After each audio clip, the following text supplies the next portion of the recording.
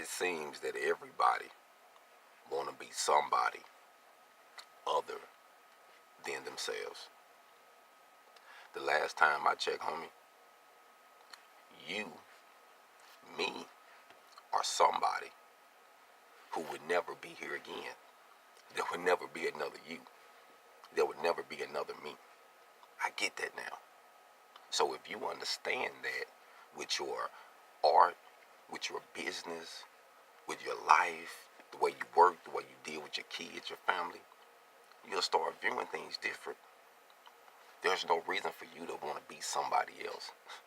There's no reason for you to want to be, if you're a singer, you don't have to be a rapper unless that's what you just want to dabble in, but you ain't got to say, oh, I want to be this dude. Learn your lane. If you're a rapper, you ain't got to switch over and say this. If you do poetry, you ain't got to do what you do.